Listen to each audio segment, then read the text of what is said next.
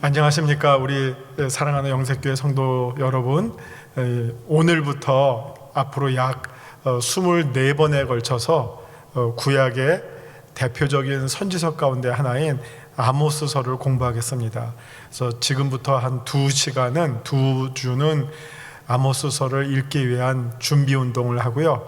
3번째 시간서부터는 아모스서 본문으로 들어가서 첫 번째 묵상 읽기를 시작해서 22번까지 이어지게 됩니다. 그래서 전체 24번의 강의를 이제 아모스서를 통해서 여러분과 함께 하려고 합니다.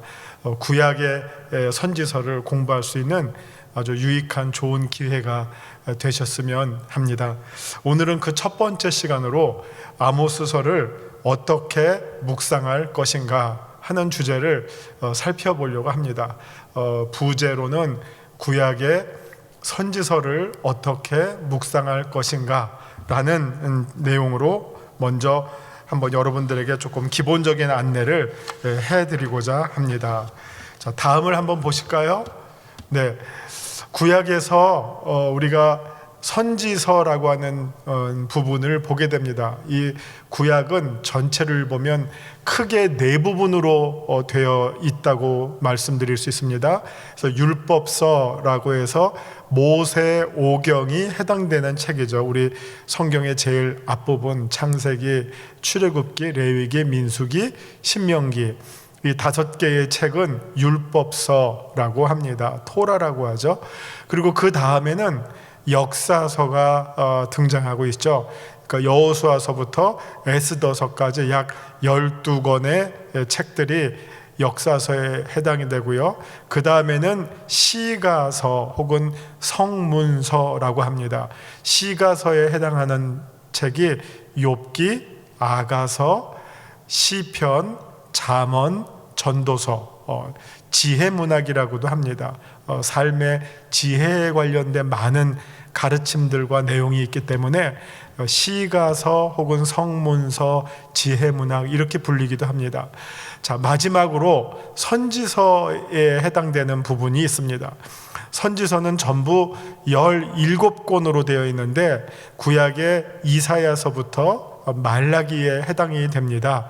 그래서 그걸 다시 선지서를 크게 2부분으로 나눕니다. 대선지서, 소선지서. 그 나누는 이유는 분량에 따라서 나누는 거거든요. 그래서 대선지서는 이사야서, 예레미야서, 예레미야애가, 에스겔, 다니엘 이렇게 5권의 책이 대선지서에 해당되고요. 그 다음에는 이제 짧은 12권의 소선지서들이 등장합니다. 호세아서, 요엘서, 아모스서, 오바댜, 요나, 미가, 나훔, 하박국, 스바냐, 학개, 스가랴, 말라기. 이게 이제 전체적으로 구약의 어떤 틀이라고 말씀드릴 수 있겠습니다. 구약이 처음부터 이런 식으로 쭉 어떻게 보면 장르별로 진행이 되고 있고요. 이제 우리가 공부할 내용은 선지서 가운데 특별히 또 소선지서에 해당하는 아모스서를 이제 여러분과 함께 공부하겠습니다. 자, 다음 페이지를 한번 볼까요? 자, 선지서가 아까 지금 17권의 책이 있다고 말씀드렸습니다. 이 선지서가 등장하게 되는, 물론 구약시대 선지자들은 옛날부터 있었습니다. 그런데 우리가 선지서에서 만나는 이 저자들은요, 글을 남긴 선지자들입니다. 그러니까 문서를 남긴 선지자들. 여러분 다윗 시대에 나단이라고 하는 선지자도 있었잖아요. 그러니까 글을 남기지 않은, 자기 어떤 저작을 남기지 않은 선지자들은 과거에도 많이 있었지만 그분들을 빼고 이제 우리 주로 선지서에 해당하는 그 내용들의 배경이 주로 언제냐면요, 유다와 북이스라엘이 분열된 다음에 아직 망하기 직전, 즉 멸망을 앞두고 있을 때부터 시작해서 이제 북이스라엘이 망하고 남유다가 망해서 이제 마침내 바벨론의 포로로 잡혀가고 또 포로기의 생활을 보내고, 그러다가 또 포로로부터 귀환하게 되는 이 시기까지 즉 북이스라엘과 남유대가 이제 멸망을 앞두고 있는 시기서부터 바벨론으로부터의 포로에 돌아온 귀한 이 시기에 해당하는 그 글로 남겨진 책들이 선지서에 해당이 됩니다. 그래서 그 시기를 이제 조금 더 자세하게 살펴보면 예루살렘 멸망 전에 활동했던 선지자들이 있는데, 다른 말로 예언자들이라고도 하죠. 선지자들이 있는데 이들을 또 한번 이렇게 나눠봤어요. 남쪽 유다를 향한 예언을 주로 했던 선지자들, 그리고 북이스라엘을 향해서 예언을 했던 선지자들, 이렇게 또 나뉘어지게 됩니다. 그래서 남유다를 향한 예언을 남긴 선지자로는 요엘, 미가, 이사야, 스바냐, 하박국, 예레미야, 에가가 되겠고요. 북이스라엘을 향한 예언을 남긴 선지자는 아모스와 호세아가 됩니다.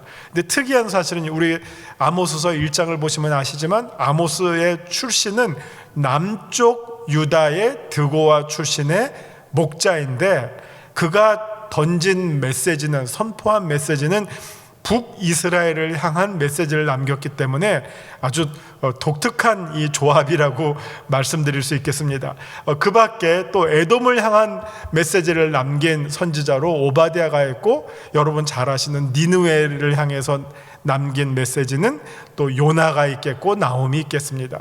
자, 이때까지가 주로 예루살렘 멸망 전, 즉 남유다가 망하기 직전까지의 시대를 가리킨다면, 이제 예루살렘 멸망 후의 시기, 남유다가 망하고선 바벨론으로 포로 잡혀갔을 때에 해당하는 그 시기에 남긴 그 예언서들, 선지서들은 다니엘과 에스겔서가 있겠고요. 바벨론 포로로부터 다시 예루살렘으로 돌아와서 성전과 성벽을 재건할 때 남긴 메시지들은 학개, 스가랴, 말라기 가 해당이 됩니다. 여기 이제 괄호 안에 있는 숫자들은 그 각각의 선지자들이 활동했던 시기를 가리키고요.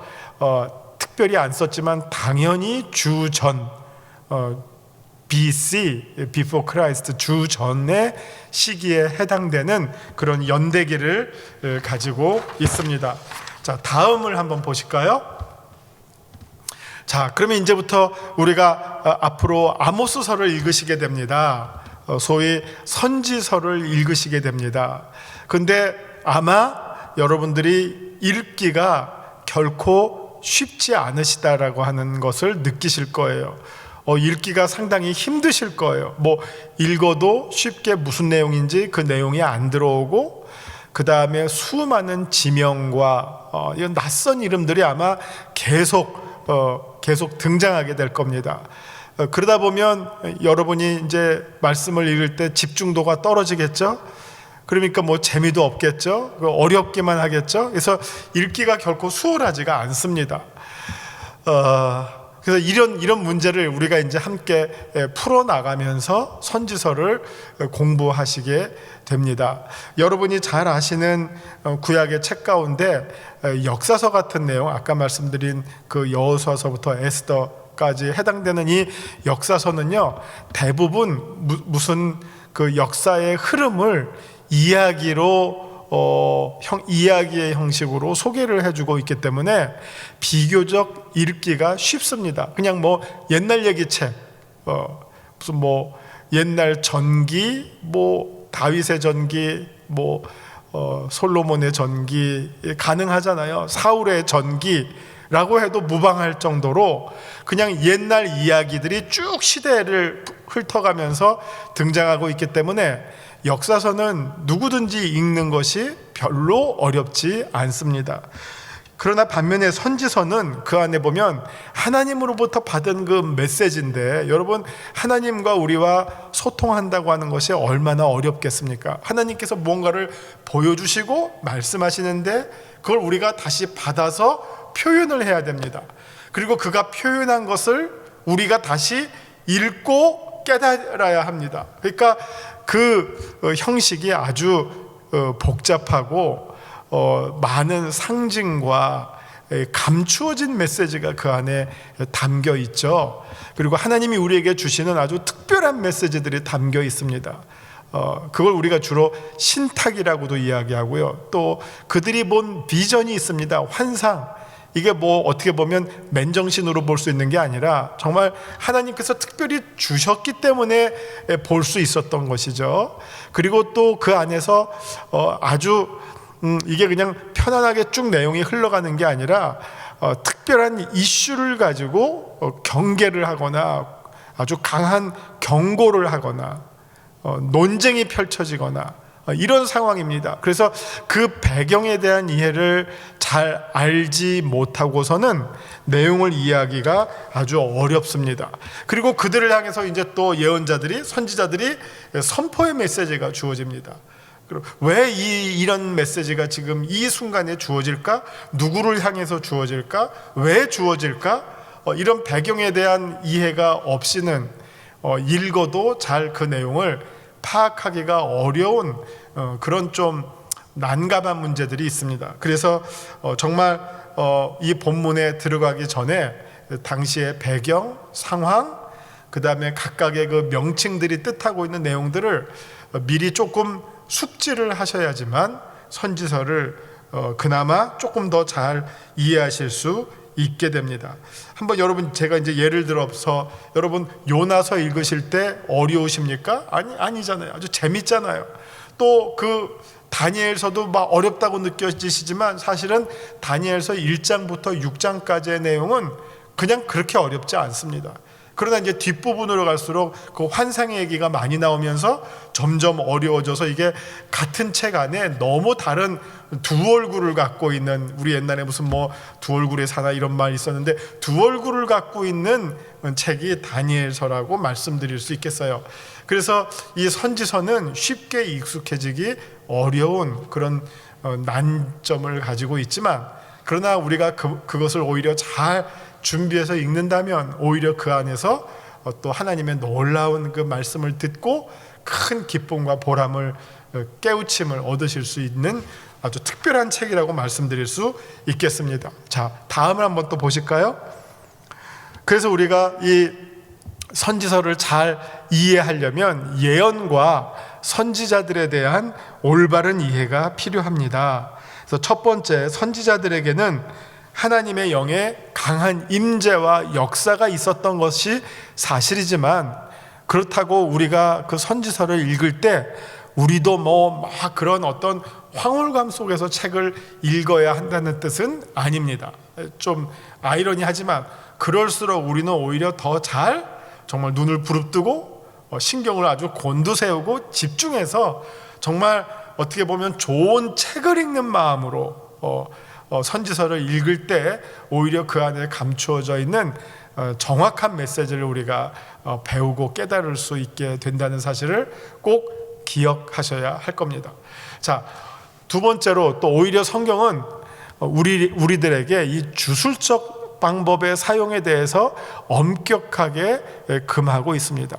성경은 우리가 사사롭게 뭐 무당이나 신접한 사람들을 찾아가거나 스스로 뭐 황홀경에 빠지도록 연출하는 것, 이런 것에 대해서 아주 엄격하게 금지하고 있습니다. 그냥 우리가 정말 하나님의 은혜 안에 깊이 들어가는 것, 이거는 너무나 좋은 것이지만 그것이 지나쳐서 뭐 어떤 신비한 체험이 나의 목적이 될 때 이것은 이제 우리가 어떻게 보면 영적으로 실족할 수 있는 큰 위험한 상황이 발생될 수가 있죠. 그래서 성경을 읽을 때도 오히려 우리가 정말 맨정신으로, 바른 정신으로, 건강한 생각으로 또박또박 읽어나갈 때 오히려 깊은 깨달음을 얻을 수 있게 되지, 지나친 영해, 그러니까 영적 해석, 이거는 오히려 뭐 무지하거나 위험한 해석이 될 수 있는 아주 바람직하지 못한 성경 읽기라고 말씀드리겠습니다. 자, 세 번째, 오히려 성경을 읽는 방법으로 연구하고 부지런히 살피고 상고 깊이 생각할 것을 권해주고 있습니다. 그래서 성경을 정말 그냥, 그래서 제가 드리는 말씀으로 정말 좋은 책을 읽듯이, 책을 읽는 마음으로 뭐 너무 어떤 오버하지 않고 마음의 중심을 잘 잡고 또박또박 정말 기도하는 마음으로 읽어나가는 것 외에는 더 좋은 방법이 없다고 말씀드릴 수 있겠습니다. 자, 마지막으로 선지서의 배경에 대한 역사적 이해가 반드시 필요합니다. 자, 아모스서를 보면 이제 시작부터 어디를 향한 심판의 메시지가 계속 나옵니다. 너희가 무슨 몇 가지 죄를, 서너 가지 죄를 지었다, 이런 말들이 계속 나옵니다. 그럼 도대체 이게 무슨 말인가? 왜 하나님이 지금 이들에게 이런 심판을 주시는가? 라는 배경에 대한 이해를 하지 않고는 정말 이게 무슨 암호를 읽는 것과 같은 그런 난감하고 어렵게 다가올 수가 있습니다. 그렇기 때문에 정말 이 각각의 선지서가 차지하고 있는 그 당시의 시대적 상황, 역사적 상황, 정치적 상황, 종교적 상황, 어떤 그 주변 강국, 주변 주변 나라들 사이에서의 어떤 힘의 역학관계, 그 안에서 북이스라엘, 아모스서 같은 경우는 이제 아수르와의 주로 관계가 주로 많이 나오죠.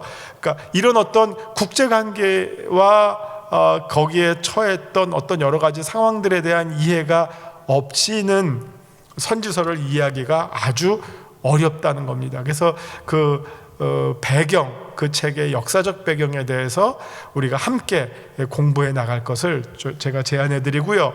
저도 가능하면 우리 이제 본문에 들어갈 때 어떤 배경에서 이런 말이 나오고 있는지를 그 역사적 상황에 대해서 가급적 자세하게 설명해 드리려고 합니다.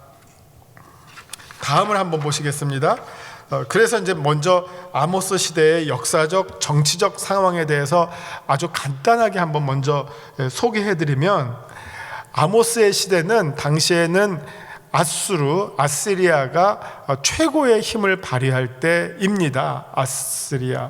아수르가 소위 슈퍼파워를 행사하던 시기입니다. 그래서 아수르의 아다드 니라리 3세가 주전 805년에 이스라엘의 원수 아람, 시리아에 해당하죠, 아람을 정복을 했어요. 그리고 주전 745년 디글랏 빌레셀 3세가 즉위하기까지 그러니까 그때 아수르가 해준 게 뭐냐, 이스라엘의 원수를 쳐부숴주고 그 다음에 아직 이스라엘을 향해서 어떤 간섭이나 위협 행위를 하지 않았던 때예요. 물론 아수르가 이스라엘을 위해서 아람을 쳐준 것은 아니겠죠. 자기네 나라의 어떤 정복 행위를 위해서 아람을 정복했지만 그 반대급부로 그 후광을 북이스라엘과 남유다가 누렸다는 겁니다. 제일 괴롭혔던 나라가 무너지니까 당장 괴롭힐 나라가 없죠. 그러니까 편안하게 북이스라엘과 남유다가 정치, 경제적 안정을 누릴 수 있는 그런 어떤 아주 즐거운 시간을 구사했다는 것이죠. 우리가 예를 들면 독일이 통일될 때도요, 그 타이밍이 절묘했어요. 그때가 어떤 때냐, 구소련, 지금은 러시아죠, 소련이 붕괴되던 때예요. 고르바초프가 막 개방 정책하면서 소련 연방들이 무너지고, 그래서 소련이 정신이 없었어요. 그 틈을 타서 독일이 동독이 어떻게 보면 소련의 어떤 이 지배로부터 벗어나서, 간섭으로부터 벗어나서 민족적인 어떤 통일을 이뤄낼 수 있는 그 틈을 딱 잡았던 것이죠. 힘의 공백을 잘 이용했다는 것입니다. 그런 것처럼 이때 북이스라엘도 이 아모스가 활동했던 그 북이스라엘 여로보암 2세, 그리고 남유다의 우시아 왕 당시 이 아수르가 이스라엘의 최대의 원수인 아람을 제압함으로 아주 편해졌어요. 그러니까 주변의 어떤 위험을 신경 쓰지 않고 내치에 집중할 수 있으면서 정치, 경제, 문화가 잘 발달했던 그런 시기예요. 그래서 정치적, 경제적 번영을 누렸던 시기입니다. 그래서 말하기를 다윗과 솔로몬 이후에 가장 이스라엘이 번성했던 시기였다라고 말씀드릴 수 있습니다. 그런데 참 아이러니컬하게도 이렇게 경제적으로 윤택하게 되고 정치적으로 안정을 이루게 되면 반드시 도덕적 타락이 득세하게 됩니다. 그 안에서 힘을 갖고 있는 사람들이 뭐 두려운 게 없잖아요. 그러니까 오히려 자기의 힘을 마음대로 행사해서 가난한 사람들, 힘없는 사람들, 약자들을 압제하고 자기들의 부를 더 누리려고 하고, 그 다음에 어떤 하나님에 대한 어떤 두려운 마음이 사라지고, 뭔가 좀 어려운 게 있어야지 하나님을 찾잖아요. 위기를 맞이해야지 하나님을 찾잖아요. 그런 거 없이 정말 잘 먹고 잘 사니까 이제 타락하고 인생을 즐길 일만 추구하게 되죠. 쾌락만 추구하게 되죠. 그래서 점점 북이스라엘 그리고 남유다 점점 종교적으로 타락을 하게 되고, 정말 하나님의 공의가 무너지고 인간들의 어떤 힘만 발휘하고 있던 그런 시대를 맞이하고 있는 이 상황 속에서 아모스 선지자가 등장해서 북이스라엘을 향한 하나님의 경고의 메시지, 심판의 메시지를 선포하게 됐던 것입니다. 자, 다음을 부탁드립니다. 자, 그래서 이제 우리가 이런 배경을 가지고 아모스서를 읽게 됩니다. 선지서를 읽게 됩니다. 자, 예를 들면 룻기는 4장이고요 스바냐서는 3장입니다. 얼핏 보면 짧은 게 읽기가 쉬울 것 같죠. 그러나 실제로 스바냐서를 읽는 것이 더 많이 어렵습니다. 더 많은 수고를 요구합니다. 왜냐하면 스바냐서는 선지서이기 때문입니다. 반대로 룻기는 뭐 읽기가 쉽죠. 따라서 선지서를 읽을 경우에는 많은 인내와 수고가 필요합니다. 그리고 아까 제가 말씀드린 것처럼 사전 지식이 필요하죠. 수많은 그 지명들, 나라 이름들, 족속 이름들, 이런 것들이 등장하기 때문에 거기에 대한 기본적인 이해가 필요합니다. 자, 다음 보시겠습니다. 그래서 우리가 이 읽기가 쉽지 않은 선지서를 우리가 왜 공부하고 읽어야 되느냐? 그 이유는 이 선지서에 등장하는 사건들은 오늘 우리의 삶과 우리의 영적 현실과 아주 흡사하기 때문입니다. 선지서는 당시 북이스라엘과 남유다 백성의 영적 위기 상황들을 잘 다루고 있습니다. 그러나 성경의 말씀은 이게 지금으로부터 약 1700년 전, 1700~1800년 전의 얘기인데, 그때 옛날 얘기가 아니라 오늘 우리가 살고 있는 상황도 동일한 영적 위기들을 맞이하고 있죠. 그렇기 때문에 이게 그들만의 얘기가 아니라 오늘 우리들의 이야기이기도 하다는 것입니다. 그래서 하나님의 말씀은 뭐 그때뿐만 아니라 하나님의 말씀은 살았었고가 아니라 하나님의 말씀은 살았고입니다. 현재 진행형입니다. 지금도 하나님이 우리들에게 성경을 통해서 말씀해 주고 계십니다. 우리가 아모스서를 통해서 읽는 내용이 오늘 우리를 향해서 하나님께서 아모스를 통해서 또다시 들려주시는 동일한 말씀이라고 우리가 받아들일 때 우리가 아모스를 통해서 큰 깨달음을 얻으실 수 있게 됩니다. 자, 다음 부탁합니다. 그래서 선지자들은 이 선지서들을 통해서 아주 큰 주제로 말하면 심판과 회복이에요. 하나님의 심판이 가까웠다. 너희가 회개하지 않으면 이 심판을 면할 길이 없다. 그러나 우리가 회개하고 돌아오면 하나님께서 우리를 다시 살려주시고 회복시켜 주실 것이다. 이 메시지가 계속해서 모든 선지서들의 반복이 됩니다. 그래서 우리는 이 선지서들을 통해서 신앙의 본질과 의미를 다시금 깨닫게 됩니다. 즉 하나님의 백성들이 따라야 할 진리를 선지서를 통해서 우리가 배우게 되고요, 시대에 따라서 변하지 않는 하나님의 말씀과 또 우리가 꼭 지켜나가야 할 신앙의 본질을 우리가 선지서를 통해서 깨닫게 됩니다. 자, 다음 부탁합니다.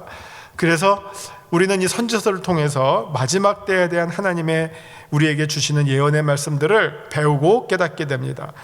선지자들의 글들 중에는 여전히 미래의 사건들이 있습니다. 물론 거의 90% 이상이 현재 이야기를 하고 있어요. 물론 이 현재는 미래를 향해서 열려있는 현재죠.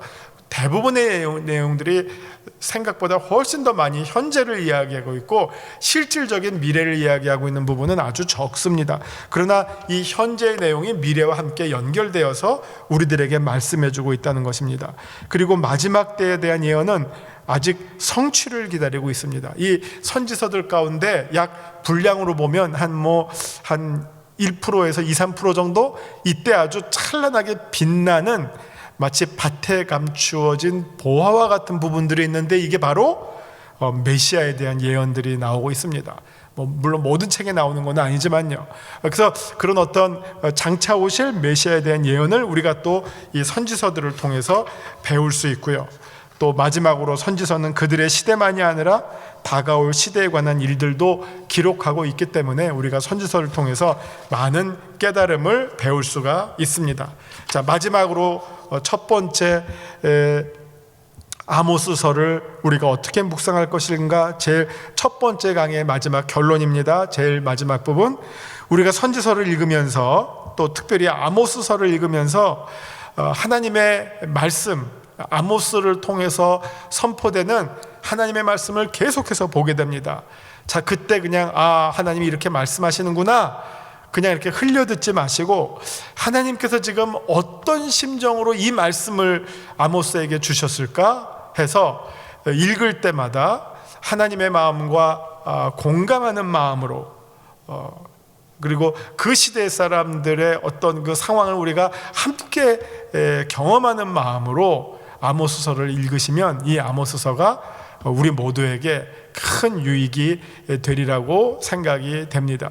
여러분 잘 아시는 것처럼 아모스서에서는 이 하나님의 공의가 강조가 되고 있고요, 정의로운 삶이 강조가 되고 있어요.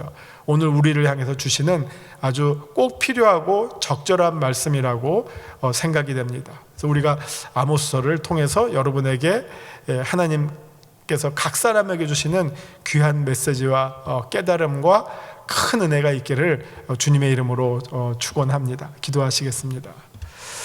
주님, 이제 저희들이 이제 아모스서를 공부하려고 합니다. 우리가 그냥 읽기에는 어렵고 힘든 주님의 말씀이지만 그러나 우리가 마음을 열고 또 잘 준비하여서 배울 때 그 안에 감추어져 있는 하나님의 보물과 같은 진리와 생명과 거룩한 말씀들을 우리가 배우고 따라 사는 그 말씀을 살아내는 놀라운 역사가 앞으로 있게 하여 주시옵소서. 예수님 이름으로 기도합니다. 아멘.